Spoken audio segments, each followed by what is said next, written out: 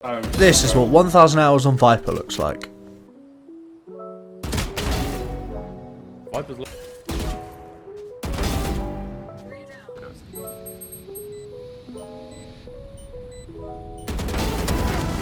Most of my Viper playtime comes from back in the Astra Viper meta, and although she isn't as good as the spot she used to be, she can still be an incredibly strong pick on certain maps. Let's talk about all the things I've learned from playing Viper. First thing I noticed when watching newer Viper players is that it's super common for them to use their utility way before it's needed or even necessary, especially on defense side. Tons of Viper players just insta-smoke and molly the choke point, and then instantly throw the second molly after the first one starts to disappear. And while they have a basic understanding down of delaying attackers from pushing, they all use the utility too early. Instead of insta-smoking and mollying at the start of the round, you can wait to use both pieces of utility until either the attackers make some footsteps or throw some sort of utility onto the site. This means you delay the site entry just before they are actually about to enter the site, or you get to save your mollies if they don't even push your site, which will be helpful later. Viper is very good at flanking the attackers, especially on maps like Breeze, which is probably our best map at the moment. If attackers make no info towards your site and making tons of sound and throwing utility at the other site, then you can pick your smoke up from the choke point and push into the attacker's side of the map. However, you've got to be careful of attackers lurking the other sites or if they're trying to run a fake, especially if you've already flanked previously in the half, they might expect you to do it again. What makes Viper so strong on the lurks is that she can easily use her utility to block attackers' information off the flank, for example using the Viper smoke to block a chamber trap. This next thing is super important information to know when using the Viper ultimate. If there's more than just you alive, never plant the spike inside your ultimate. I'm looking at you, Shroud. Having Viper plant inside a Viper ultimate is a terrible idea because defenders can try and spray the plant out off of the sound key, and if they manage to get the kill on you while you're ulted, your entire team loses the cover that the Viper ultimate was giving them. However, if somebody else plants and gets killed because of it, the Viper ultimate is still up for you and your team, and you don't lose the control you had because you were the one planting. I also recommend the exact same thing for planting in general, unless you're in a spot where you can't be spammed from, because your wall is incredibly strong and losing it means your team no longer have smokes to play with. Similar to other controllers, you never want to be the first person taking a fight. Your utility is so incredibly strong for your entire team to the point of you dying first before that utility can be used makes it 10 times harder for your team to take the fights. If you're someone who has commonly taken first fights, I recommend trying to play a bit more passive on Viper.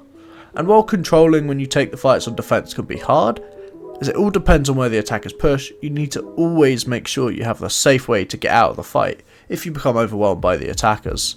One example of this is playing Viper on B site Icebox. It's common for Vipers to play retake here and wait for her team instead of trying to take an early fight. Another important thing to learn when playing Viper is molly lineups, both how and when to use them. It's too often I see Vipers rush to stand in their molly lineup the second the spike has been planted. This is such a bad thing to do. You're effectively removing yourself from the fight on the site, making it easier for defenders to succeed in their retake.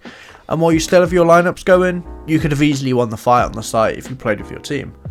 With the most recent Viper nerfs that happened, it's much harder to win playing post-plant lineups, because of the less time and damage from the mollies.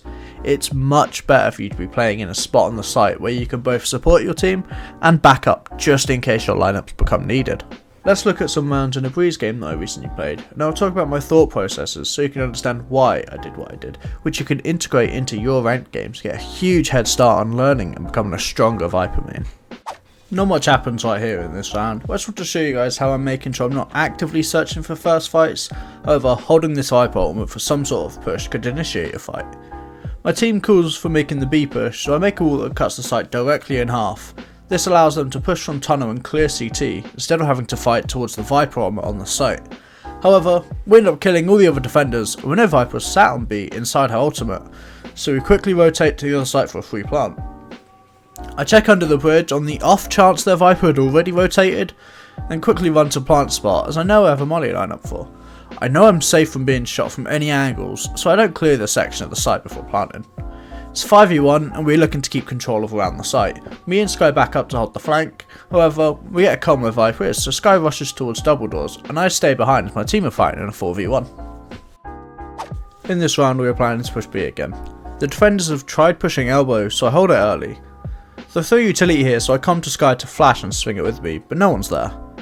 When we clear, I throw my wall ready for us to push onto the site. However, once again, we get the info that A site is clear, so I instantly run towards the site. Committing the wall too early can be a bad thing, however it's very good for selling fakes and allowing a lurker to take space on the other site. I hear someone running in mid, so I check double doors as I cross and deal some damage to a defender crossing just before me.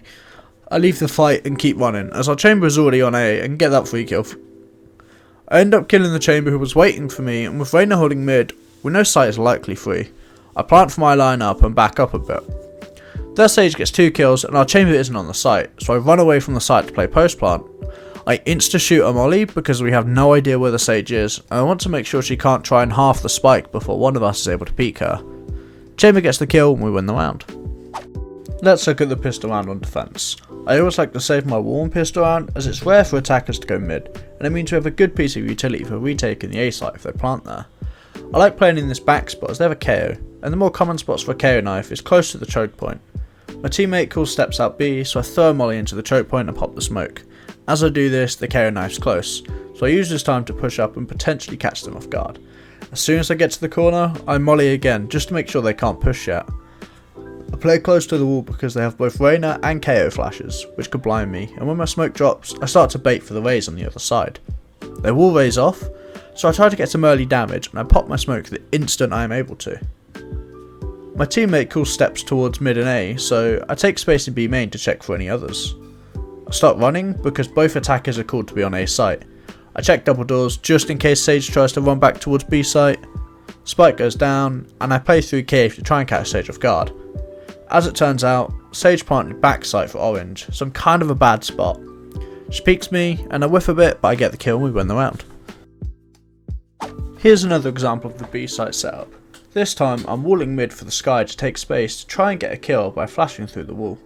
Afterwards, I throw my smoke into the choke point and set up at the back of the site. I'm using Reyna for my information, so I just stand there with molly in hand ready to throw it and pop the smoke when Reyna sees someone.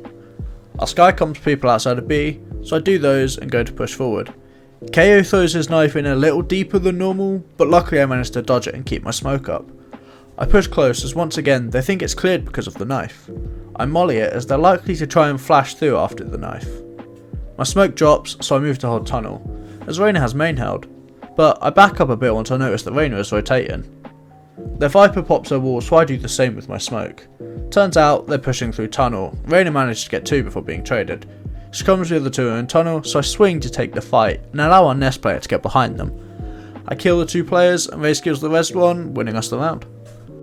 If you guys enjoyed the video and found any of this helpful, please consider leaving a like and subscribing to the channel. If you have any more Viper related questions, let us know in the comments down below. But for now, thanks for watching, good luck in your ranked games, and goodbye.